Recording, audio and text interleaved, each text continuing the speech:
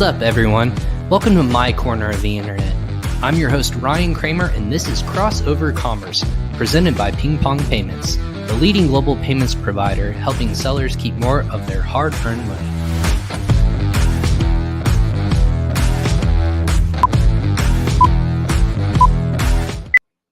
Hey, everyone. Welcome back to another week of Crossover Commerce. I'm your host, Ryan Kramer, and this is my corner of the internet where I bring the best and brightest in the Amazon and e-commerce space.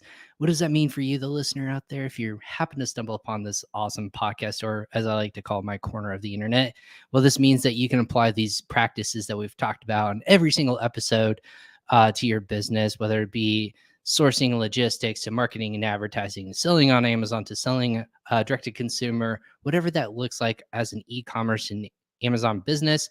We're going to have applicable information to you for you every single episode. This is episode 223, so I'm really excited to get in the nitty gritty with our guest today. But before we get started, as every episode is presented by PingPong Payments. Who's PingPong Payments? Well, I'm glad you asked. This is PingPong is a cross-border payment solution and growth partner helping people save more time, money, and effort. Whether it's paying out your suppliers or manufacturers, maybe you have a VA that you're onboarding this year and you need to pay them out in localized currency so that they can get their funds quicker and scale quicker. Maybe you're paying out a manufacturer in a different country this year.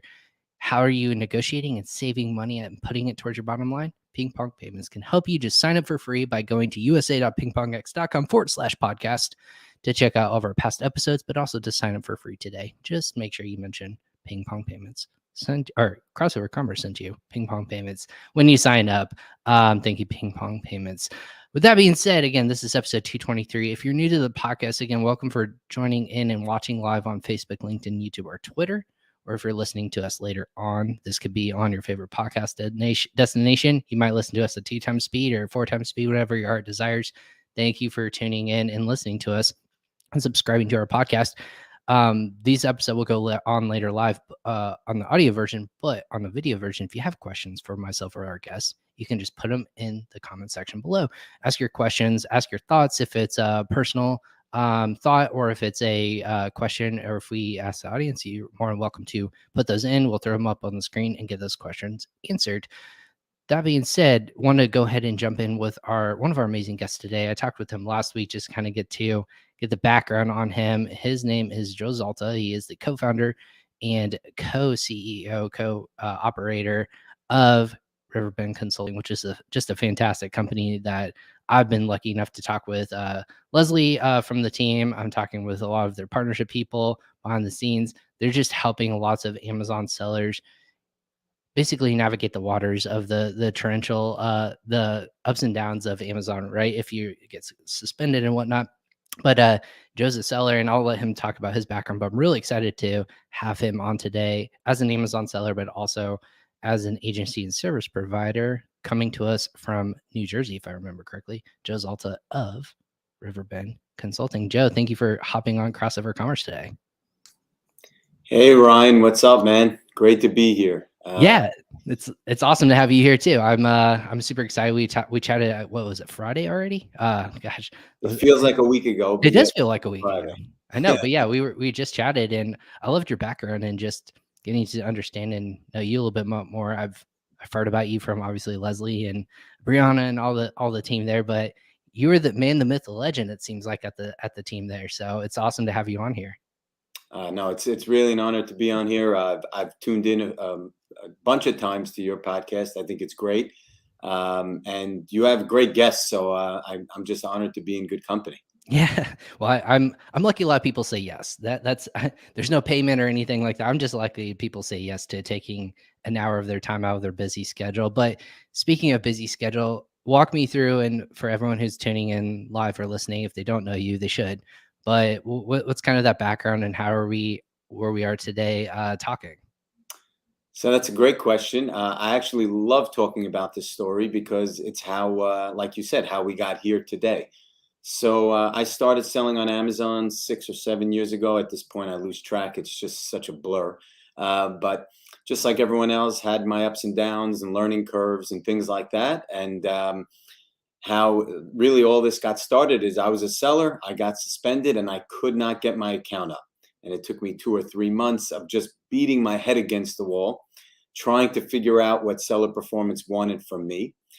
They were holding my money and my inventory, as everyone who ever got suspended knows, and you feel powerless.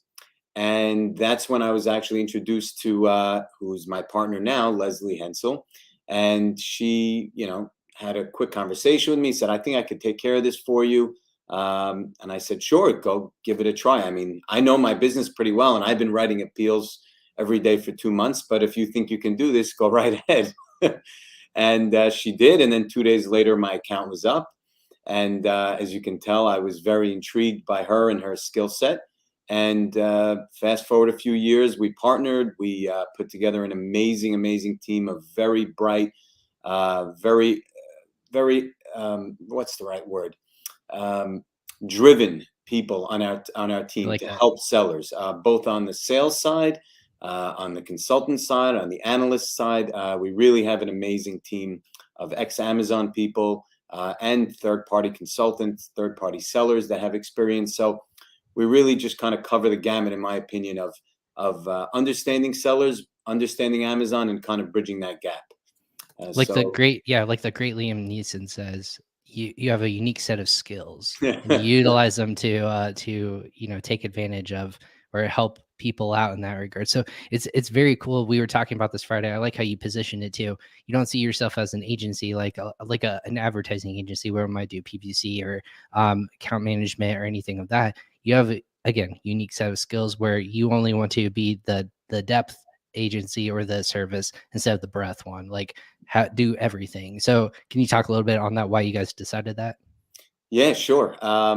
Leslie and I have always been pretty aligned with that, and we've really decided to kind of just be the best in this particular, right? And like you said, this particular skill set.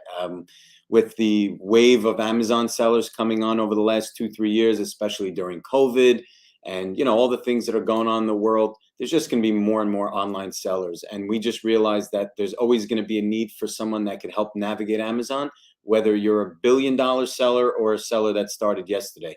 There are crazy things happening to us all the time as sellers, and we really need someone to go to. So we just felt we could continue to build a really strong team around that with all different types of skill sets and experiences. And that's really who we want to be. I was gonna say there's only there's so many at PingPong we have over 1 million customers worldwide, which I always tell people it's crazy to think about. I think the numbers reached as high as 7 million sellers at any juncture. Does that scare you and think, holy cow, we are only serving? I say scare you. Does it make things look a lot bigger when you start to think the possibilities of servicing even 10% of that or even 20% of that? Something that doesn't seem so big in the minds of people when you talk about percentages, but there's a lot of sellers out there in the world, not just in the United States, but around the world. Does that scare you? Does that excite you? What does that was that bring forth for you? I think if anything, it motivates me. Definitely gets me up in the morning, realizing that we're servicing a few thousand clients, and there's millions and millions out there, as Trump would say, millions and millions and so there's a ton of people that still don't know us, and I hope they don't need to know us. I hope we don't, they don't get suspended. But if they do, I hope they know that we're the people that could really help them. Absolutely. Well, so you're dividing yourself between as a service, but also as a seller. So, are you open and honest, like with the industry that you're in? Like you come from a background in wholesaling. You said fashion, correct? Am I mistaken, or is that correct? Yeah, yeah. Okay. I was in fashion, merchandising, and manufacturing for 10 years. So from right around the time I was 21 Okay. till right after my early 30s, I was hardcore in the wholesale mix. Yeah. Okay. So fashion is a big passion of yours. This is kind of maybe hopefully not a nasty question. Does it hurt you to think that lots of different brands, when they're talking about acquiring, they always say the categories, we do not entertain either supplements, fashion, or some dot dot dot dot dot. Does that hurt you to think that people don't want to take on fashion because it's such a hard and changing ecosystem to live in? I'm just curious to hear your thoughts on Does it hurt me? No. I mean, I totally understand it. I mean, I sell a lot of clothing and fashion and things like that.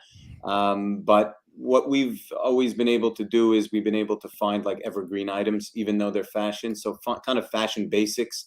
That was always the area I was in when I was in wholesale as Like well. accessories or things like that? Is that what you would call like an A evergreen? What would an evergreen fashion piece look like? evergreen is something that sells all year round. That's not Right. super seasonal or not super themed. Okay. So, or not super trend. So Okay. things that are, everyday buys for men or for women or for kids, things like that. Is it interesting to see how that's evolved over, gosh, just in the time you've been selling on Amazon? I feel like fashion especially has taken this giant leap forward on the D2C side, but also just in the e-commerce world of Amazon in itself. We'll start from Amazon. They're opening the first retail store. I think it's Hmm. Amazon style, if I'm Yeah. not correct, or if I'm not mistaken. And you can order through a smart pad.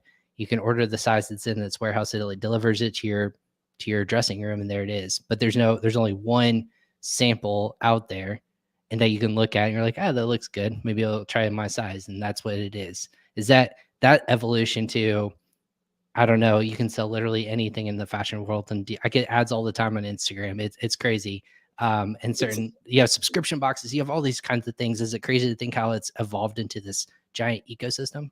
It's unbelievable. I can tell you from the time that I started doing online business 7 years ago, that was part of the reason why I left wholesale, because I was only selling retailers, whether they be big box or mom and pop stores and things like that. And I saw things shifting, right? I saw things changing. We definitely went through some interesting stages. The curated style boxes was a big thing at one point, right? The subscription boxes, like what are some of them? Thread Beast and Stitch Fix and all Stitch those Fix, guys. yep. There was some really cool, and I love them. I always tried all of them. I wanted to test them out. There's obviously this huge wave of D2C brands. Some of them super successful. Right, Viore is one. Allbirds. Some of these guys really, just hit a home run with it. And now you can even see it on Amazon. The overseas sellers are doing a great job of stocking everything and having newness. Obviously, the whole Sheen thing is going, that's going on is huge. I know my wife gets like a Sheen box every day. And I'm like, honey, I sell fashion on Amazon. She's like, I don't care. I like Sheen better. I'm like, come on.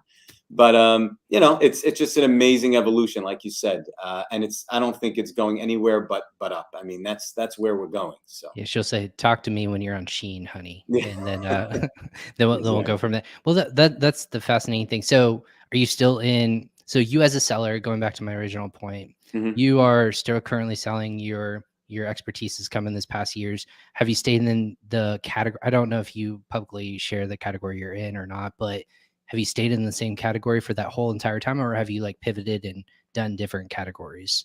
I've stayed in the category. And you can kind of tell the way we are even at Riverbend. We just like to be the best at the things that we're working on. Hmm. Obviously, there's been tons of opportunities, flown by me over the years in different categories, but I've stayed pretty consistent with what I like to do, and where my expertise is. So So, if I had to guess, if you were in the category I'm assuming you are in, it's one of the most difficult ones to be successful and be differentiated and kind of stay on top of things. How is it like for you to juggle such a seller's schedule, but then also a service provider unique schedule like that when it's talking and helping with customers and helping them navigate through the waters as well, balancing the time between the two? Because I know some people are really good at it. I'm curious from your perspective if it's easy to balance or if it's difficult or you don't balance it and you're open and honest about that. What's it like for you? So first off, I think honestly, it's a blessing, for our whole team, really, because as a seller, things happen to me and our business very early on, right? If there's an issue or something that comes up, we let our team know. We let the Riverbend team know. Most of the time, the Riverbend team, because of the reach of clients that they have, they're always seeing things first, right? But I think a big part of what Riverbend is about is understanding the seller's perspective, right? When they do have a problem or how they have a problem or how quickly they want a response. That is all really stemming from how Leslie and I originally built the company, which was in the mindset of a seller, right? the sense of urgency, the amount of, the quick response time, just sharing that care for the seller has always been there. And that's something that we really stress on every quarterly call, and to all of our managers, that we never want to lose that, right? That's the most important thing for us, that the sellers that we work with fully understand that we get what they're going through, and that it's the top of our priority to get those issues solved for them. When it comes to kind of splitting time, I think I'm pretty good with it. Obviously, it could always be better. I'm reading constantly on how to divide my time, but kind of prioritizing and setting scheduled meetings and things like that are always great. But I can't say enough about my team. Have really amazing people on both ends. My partner in my Amazon business started around 5 years ago with me, and he's taken on a ton of responsibility, and we've been able to build some people up from within that they're handling a lot of main important issues. And the same with Riverbend. I mean, we have some amazing people that I consider them family. So, I love that. I'm sure you've heard this. It's all about the people that you work with. Well, yeah, I mean, you work with them. Hopefully you like that. Hopefully there's a mutual respect for everyone. Again, you don't have to like everyone you work with, but I think it definitely helps in that regards. But the respect factor of if they know what they're talking about, and I personally think if you position yourself to not be the smartest person in the room as a leader position, I think you've done your job, because you can learn from them, like you said, and grow and really elevate your surroundings and make sure that everyone else is continuously learning as well. I think that's a really cool factor. That's so cool to hear that from your perspective. Is it so? Maybe Joe, from that perspective, what's it like? As we called our title today in our episode, driving sales and converting traffic on Amazon. So you've seen a lot of this kind of pivoting as a seller over the last, you said 5, 6, 7 years of being in the space. What is it like being able to be around that long, kind of have a pulse on the industry as a seller and really see that evolution? What's the biggest thing that has changed in that time since you first started to when we're talking on this very moment, the last day of February? What's the biggest change for you think? So I think the biggest thing has probably been the amount of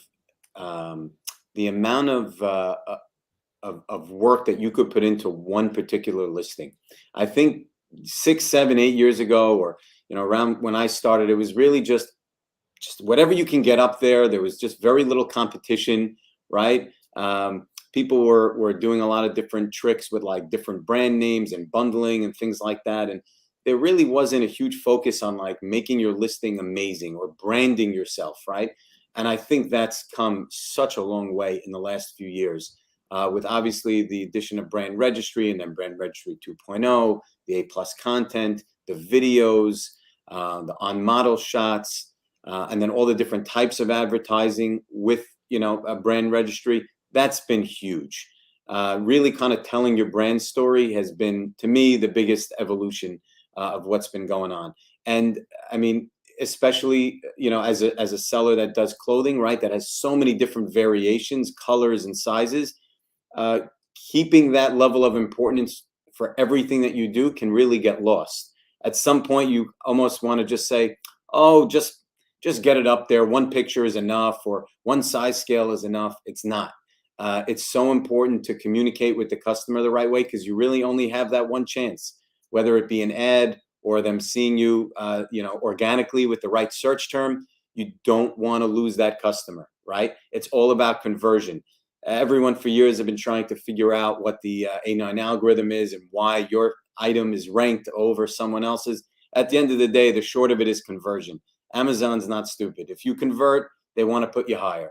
So putting that love and care and understanding of what a customer wants to see is the absolute most important thing. Obviously, your price has to be great, quality has to be great, all that's a given. Supply chain, you can't run out of stock. Everybody knows that.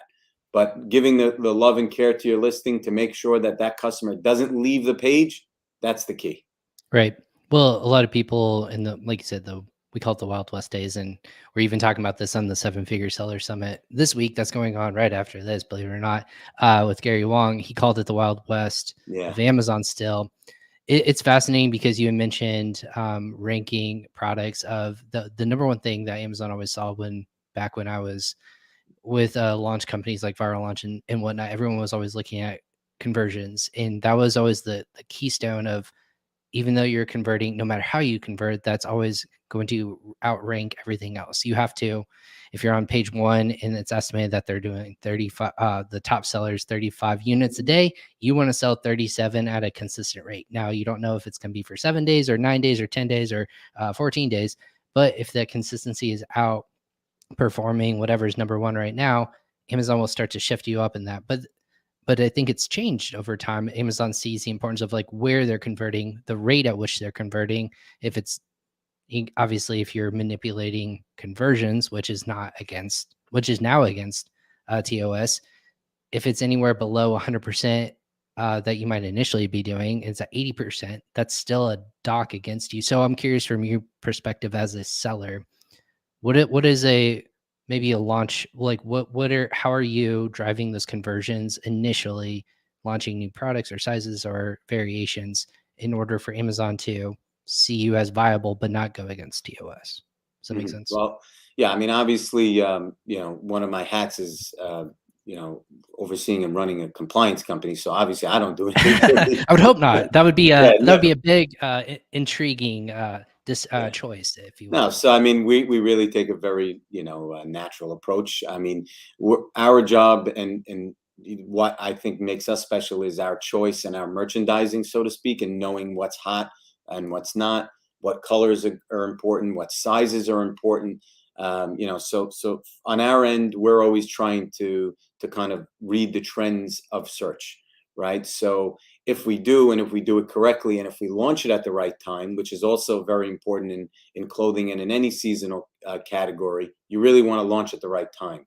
So just for example, you wouldn't be launching cold weather product in March, right? If you're heading into the summer, if you're doing bags, or if you're doing back to school products, you're not going to be doing that after back to school. So launching products at the right time is super important. Obviously, because of all the search volume that's coming in at that time, right? And then more things Amazon's pushing those things up, right? They want people to see it because they know that's what customers are looking for. But that also goes back to supply chain.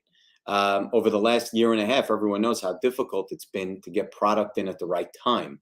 I can tell you just from a ton of the vendors that I work with, where it used to take them 3 months or 4 months, now it's been taking them 7 or 8. Whether it's getting the fabric at the right price, or getting the containers, or even getting them out of the port and into a warehouse, or getting it out of the warehouse to Amazon. I mean, there's so many challenges right now. All I tell people really is, buffer as much as you can. Make sure that you're projecting enough, obviously not just enough, but projecting for growth. As we know, Amazon is only growing. And if you're doing better in your category, you have to project for your growth, not just project to be consistent with the year before. So a lot of those things are very important. And then especially with launches, you really want to put your best foot forward. So I know a lot of times we have the option to launch something that's not complete, right? Like if a few sizes don't come in, or a few colors don't come in, and we say, oh, should we just get it up there? We have already paid for it. No, Right. Do it the right way. You have to understand that you're going against a ton of competition, no matter what category you're in, and you need to come out strong. So setting up your ads properly, if it's by color or by size, and making sure you convert is very important. Going after the very kind of trendy terms, whether it's a Father's Day, Mother's Day, gift giving season, summer, this, that, making sure that those keywords are in your titles and your bullet points and your back end search, very important. And you got to wow them with your content. If they are going to see you, obviously you have to get there by either ads or a really low price, but the customer has to be drawn to your product and really want to try you, right? You know how it is. You launch a product, you don't have reviews. Mm-hmm. So you really have to wow them with, let me give this guy a shot. If it's your product and you're not saying that, then why would the customer say that, right? You have to really be honest with yourself. Is my product good enough to hold that spot on the first page? Well, fashion in itself is, everyone has even a different taste. You're not telling people how to use it or when to use it. People have their own kind of sense on what's going to be important. So I guess that to you is, it's going to be even more important to understand the buyer psychology of what's going to make them pull that trigger. In fashion, I would almost think that you would have to rely on some externalized sources, such as, like you said, ads, and really have great photography showing people how to use it, whether it be like an accessory or, like you said, an evergreen product of why they should go with you instead of going down the street to a Target or something like that, and pulling off the shelf and buying it today.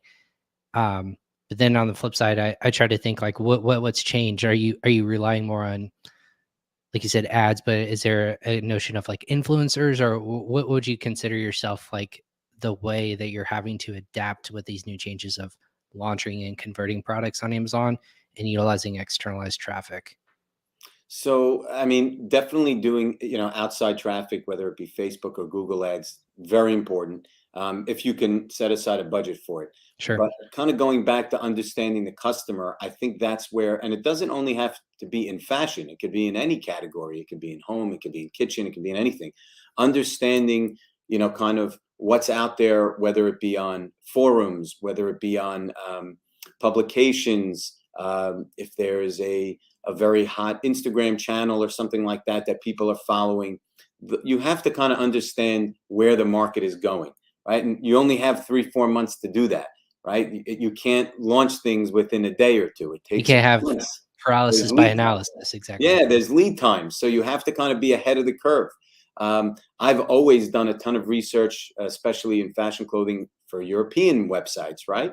Europe is always a little bit of ahead of us in fashion. Some of the high fashion brands usually set the trends for the next level of fashion, right? Which is usually like big box or like Walmart's, Targets. So everything kind of goes that way. It's like that in any business. So you kind of have to know if there's a really high-end kitchen brand or a high-end furniture brand, it's likely that the masses are going to start carrying that soon. So you have to do your research to know where you need to be within the 2-3 months that you're going to be able to launch your product. And then there's always search terms that become important that are not just everyday, generic terms, that are a little bit more specific, that if you can catch those, right, you can hit and you can convert. That makes sense. Is the fashion industry, is that very traditional? Like, is that traditionally a high margins industry, or is that super thin in razor thin in terms of margins on a item by item basis? Is it? I'm not quite sure. I haven't delved into that industry. I used to sell only in home and garden, but I never went into fashion. I'm curious. Are you working in a high margin industry, or is it absolutely thin? Um, I would say it depends Or on a few depends? things. It depends. I mean, like we deal sometimes with very like big or national brands, so obviously that can command a higher retail.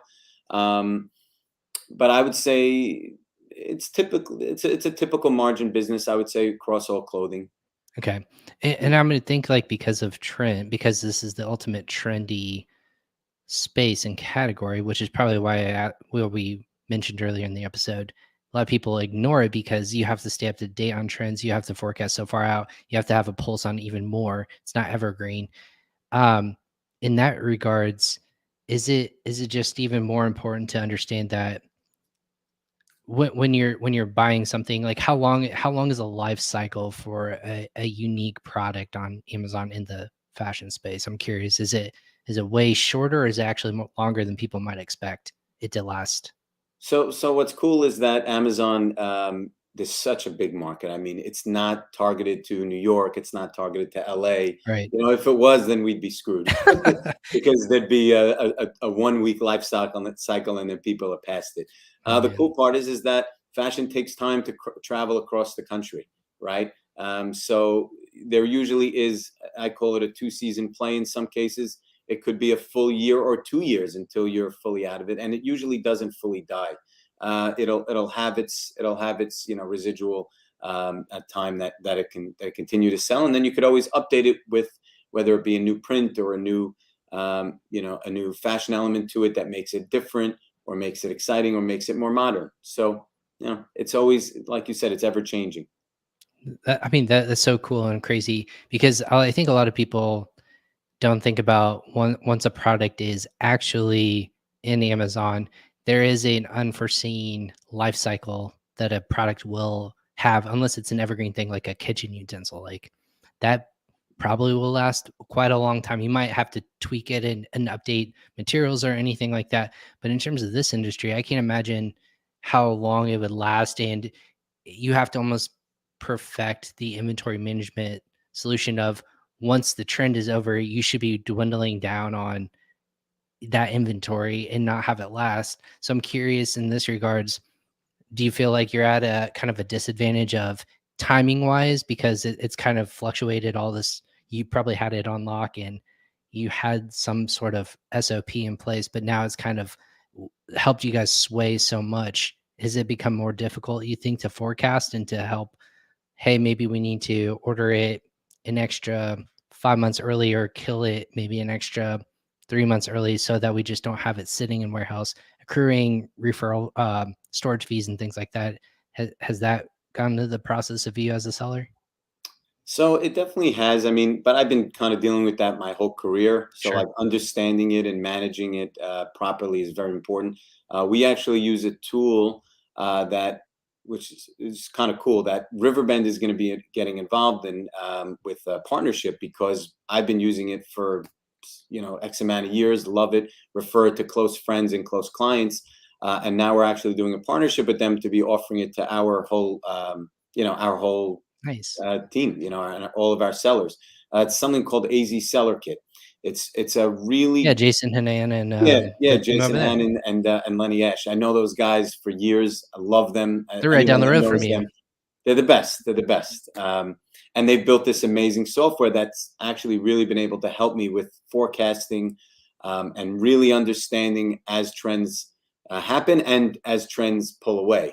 So you have to know your business no matter what. There's no software that's ever going to replace you understanding your business.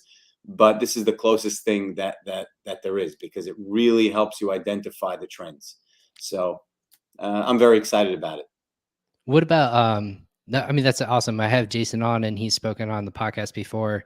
I've seen AZ Seller Kit in person, like as an example, and I think it's really cool. Repricing, any sort of opportunity to utilize data is super important in this industry, as long as it's accurate data. Don't make up Mhm. the data, clearly.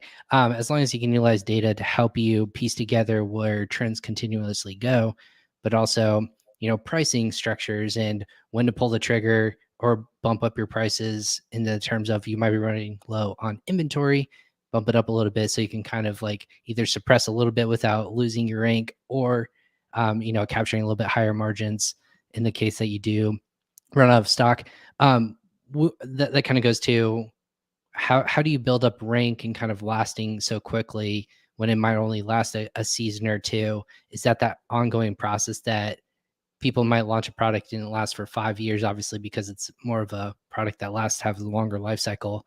You have a shorter window to rank it quicker and then have it last in that short amount of time. Is there a different strategy when you're driving sales and converting traffic than maybe another product might try to attribute? Yeah, you can say that you have to hit it hard early. I Right. guess in some cases where you have, an item that is evergreen, that's literally can sell for the next 10 years, 20 years, you have time, you could always build it and build it. But when it's fashion, you really got to hit it hard. You got to hit the right terms. You have to really be at the top of the page. You don't want to be wasting ad spend, or, cheaping out on a click. You want to be in front of people's faces, and you want to be in front of their faces often, right? Yesterday. Especially No. when yesterday. And the cool thing about Amazon is that every single hour there's action, right? Every single minute there's action. So if you can, we've been able to rank products within sometimes a few days, even to top 10,000, top 5,000, because if it's really the right item at the right time, like we said, going into a season as opposed to going out of a season, and if it's the right look, if there's a lot of search volume around it, it'll get the attention it deserves. So, Yeah. yeah. So do you think the customer, I'm curious with you as well. Um, I love it when people break down buyer psychology in different industries, because I worked in the space where people are just really curious about deals and hunting, and like, I want to get the lowest price possible, whatever, however that fictitiously gets you there. Of, I feel like I'm getting free shipping, or I'm getting a discount, or an exclusive coupon code. In the space that you're working in, how do you make people feel that they're winning in that regards? Like, they're getting it almost feels like there's a subset of people that feels like they're the ones that are getting the best, like high quality product at the lowest cost possible, but then also that they can maybe, that they won over you. Like they made a mistake, I'm gonna win in that regards. Do you ever feel that mentality of people trying to game you, or how do you work with that kind of customer, if you will? I'm curious. Um, Gaming? No, I mean, I I'm think, not say gaming, yeah. but like more of a, I don't know, like they feel like they're gonna wait until like either you throw that on discount, or how do you make it more of a premium standard where they're willing to buy it at without a coupon, or whatever a discount, if you guys ever discount your closer products, Mhm. or they might go like shop around and find it maybe $1 cheaper on, if you're selling in a different marketplace or Mhm. whatnot. Does that make sense? How Yeah, do you yeah, feel no, like it does, it you've does. premiumized your products? I think that's really where doing everything the right way comes into play, right? Having the right size scale, making sure that your quality is A plus, um, and really just kind of having that customer trust and have that more of that, like that brand loyalty factor, where in the beginning it's hard, right? That first purchase, they're not sure, they're waiting for, a deal to come up, or they're comparing you against other brands or other products. But really how you win is if you do get them to purchase, which we've spoken about, that having the amazing content, whether it be the videos there, all the fabric content there, to make sure that they know what they're getting and they're not bait and switched by any reason, right? um, Once they get the product, they have to love it. And then after that, I'm a believer, because obviously we all, men buy clothes, women buy clothes, kids buy clothes, whatever it is. When they like something and it fits great and the quality's great, and after they wash it, it looks good still, and they know it's the type of stuff that they like, they'll come back. I find it hard to believe that if you do all those things right, they're only going to buy you when you're on sale. So that's only, there's only so much you can control it from that Right. end. Because you have to train the customer on what to expect from the very get-go, right? Mhm. Of you have to help them understand. That's why Yeti or other premium brands of, hey, we realize we're not gonna, we're expensive, but you're gonna Mhm. get what you pay for, of high quality premium materials, and we're not gonna go on sale. Like it's just things like that. Like Exactly. you never see Rolex, or this is probably a terrible comparison, but like you never see them have to advertise or put them on sale, because you realize what it takes to buy a premium product. If you want to be known as a discounter store, then that's what your marketing is going to be geared towards, and how you're going to discount your pricing and products and things like that. So with I that, think I think yeah, people confuse discounting and kind of like low price point stuff with quality. right, It doesn't have to be either or, right? You can still be in a lower price category, but you still have to have good quality, right? There's always different tiers within any category.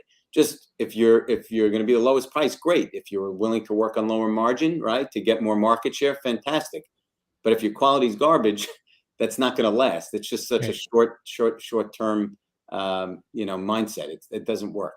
Yeah, absolutely. I'm curious, Joe, with working on Amazon and in the fashion space, as compared to retail, how is it for you to navigate the return aspect of this? Goes out to the importance of fit, size, how people feel in their clothing, and why it's important to like make sure you have all options. Is the returns like free returns? I know Amazon had like you can return it within 30 days or anything along those lines. I think that's still the policy. I could be wrong. But with that regards, they have like a week or so. It was like with Amazon Style. I forget what the policy was. If you can return it within that so long, is that an issue, or how do you navigate that world of returns and fit when they're looking at it on a screen? Yeah, I mean, there's definitely certain categories in fashion that are much worse than others. I mean, shoes is like typically on just in e-commerce in general, one of the highest, somewhere in the 20% range, I think is typical. Yeah. Especially women's shoes is even higher. But in most of the categories that I'm in, we really try our best to give great size scales, show it on model, show it in a lifestyle image or like an infographic, just kind of explaining the fit, if it's slim, if it's not, things like that. I would say a typical return rate in the categories in clothing or in fashion is anywhere between 6 and 8%. You kind of have to just bake that in and know that's going to happen. right? Yeah. But again, the better you can do up front, it's only going to limit your returns in the back end. So people don't take that seriously, and they need to, right? Because do you really want to be dealing with a bunch of, returned clothing or returned fashion products at the end of a season? It's worthless, right? So you got to do your best up front to make sure that the customer knows what they're getting. Yeah. Well, especially in the space too. I've seen more that Amazon's putting more forefront on eco-friendly, sustainable use of goods. Like this bag of material was made with like upcycled materials and its certifications. Do you guys tap into that market, or do you have any products that you've looked at and you say, hey, maybe this is a way to stand out even more?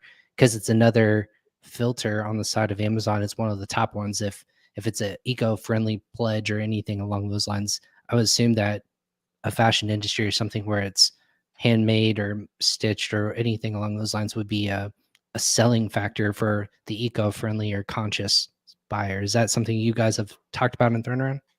I mean, we've definitely discussed it to try to find a call out. I mean, we're always looking for that really important call out.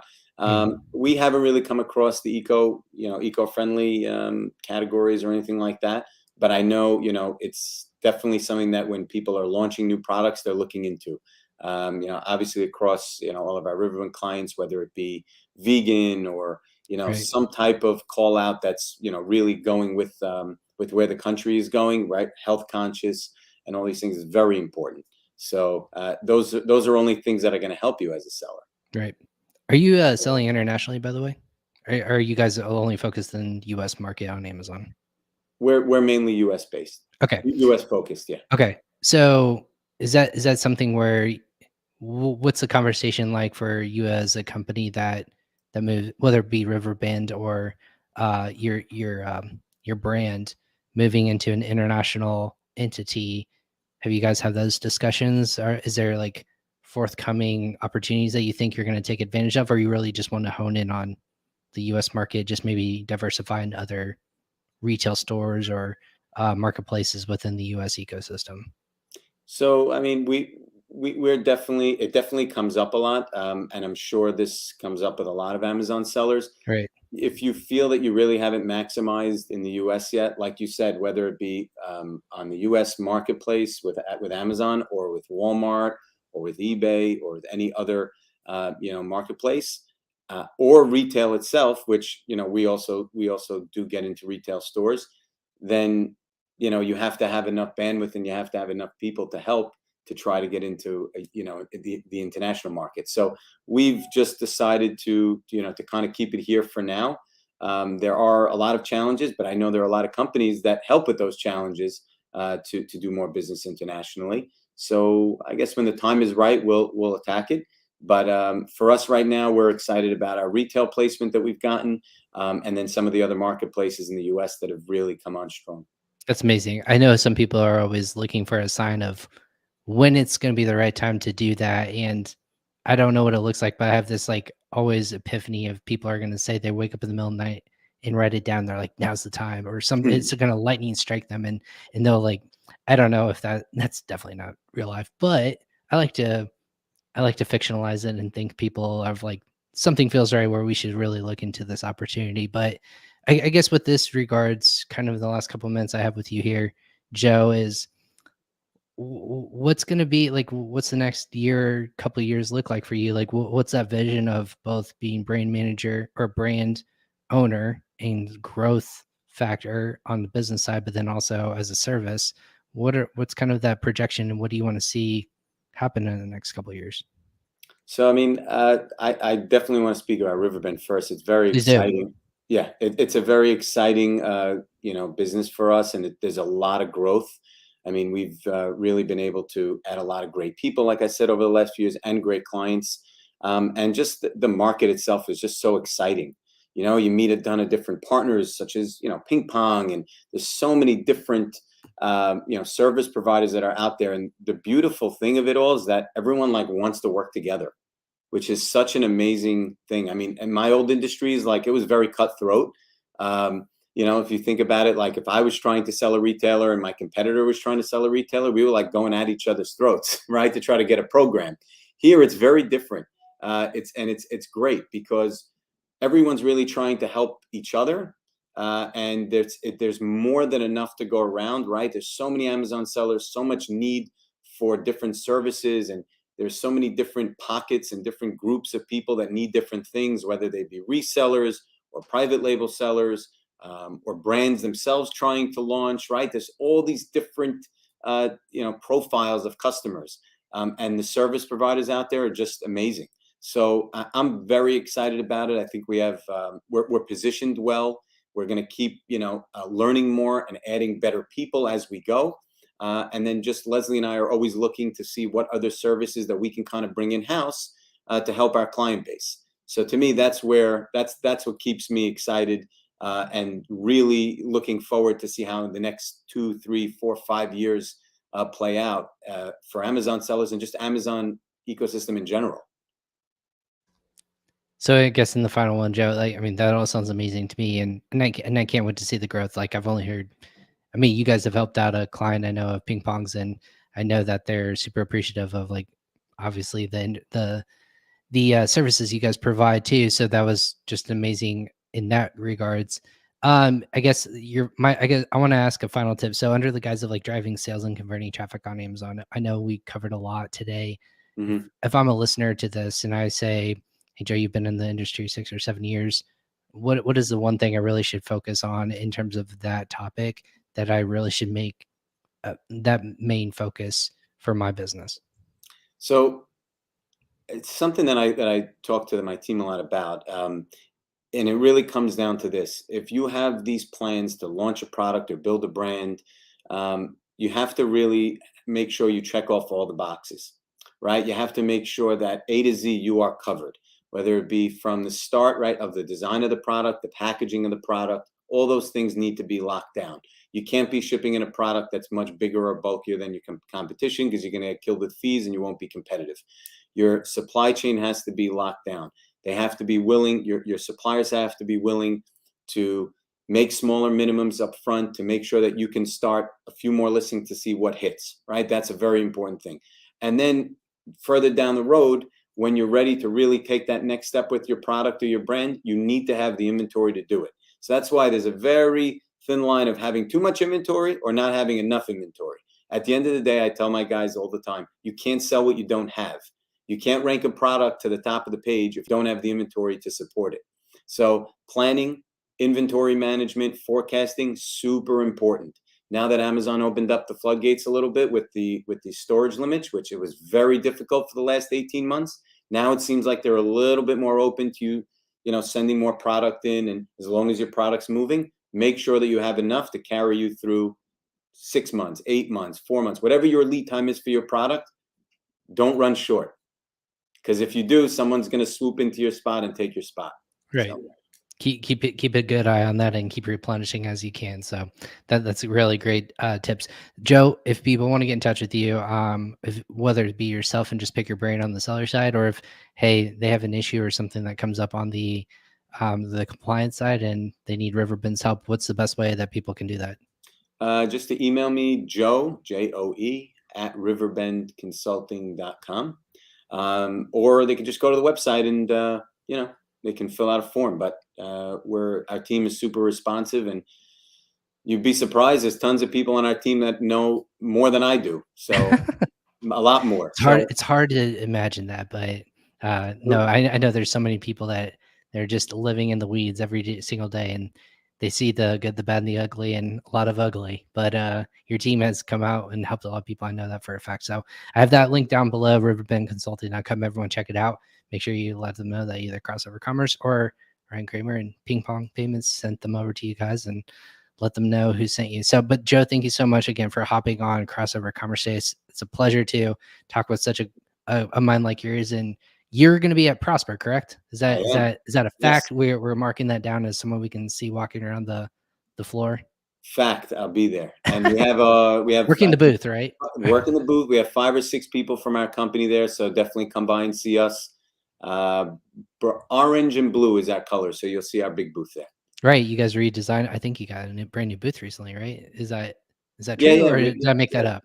Yeah, no, we had a new booth last year, and we had like a 20 by 10. So we needed more space so people can come and tell us their problems, because that's what we want to hear. That's right. Yeah, I wasn't making that up. I thought for a fact that you guys had a new booth. So the weird things that stick in my mind all the time. It's a You got to mystery to come me see me this sometimes. show, man. I got to I'll be meet you. there. That's what. That's yeah. I was joking. I said the rumors are true with everyone. I'm not a myth. I do exist. I will be at this conference in person. So we will definitely be meeting up there for sure. But hey, thank you so much. I call everyone who makes it through a show a friend of the show. So you're more than welcome to come on anytime and chat insights and tips, tricks, anything you got up your sleeve or just things you saw. We'd love to have you back on, Joe. So thank you so much for hopping on Crossover Commerce. Thank you, Ryan. My pleasure. Awesome. And then thank you again, Joe Zalta of Riverbend Consulting. You can go ahead and check out his link on LinkedIn. Again, you can email him. We already said that, Joe at riverbendconsulting.com. And you can check out all the social links below in the LinkedIn, Facebook, YouTube, and Twitter places where you're watching this right now, or in the show notes when you listen to this on audio version. Thank you so much, Joe. We have a packed lineup this week, everyone. On top of all of our other great people that we've had on the show, this week is packed with. Tomorrow, we're going to be having Nathan Hirsch of e-commerce bookkeeping with Ecom Balance, the third business that Nathan has launched in the Amazon services space. So I'm really excited to have him on. And then later this week, we have Matt Steinbrecher of Reach talking about all about e-commerce payments. Of course, that's something that we know very well here at PingPong. And of course, rounding out the week on how to test with a purpose using audience creative and copy structures, all on the podcast this week. So you want to make sure you subscribe to our channels and follow us on social media, or follow myself when we go live on these channels to make sure that you get all the insights that these experts have. And of course, like Joe said, come see us over at Prosper Show, where we'll be there March 14th through 16th. That's when Prosper Show happens. We're at booth 532. Actually, not too far from the Riverbend booth. We're one row away, I think, last time I looked. We're nestled right between the Gimba, and I want to say it's the Gimba and the Payability booths, as well as across from Thrasio. So if you're looking for any of those businesses, we're going to be right there as well. Just come by and say hi. I'll be there in person, having a lot of exciting things going on at the PingPong booth. That being said, I'm Ryan Kramer. This is Crossover Commerce. As you guys always know, it's a pleasure, and always we'll catch you guys next time on another episode. Take care.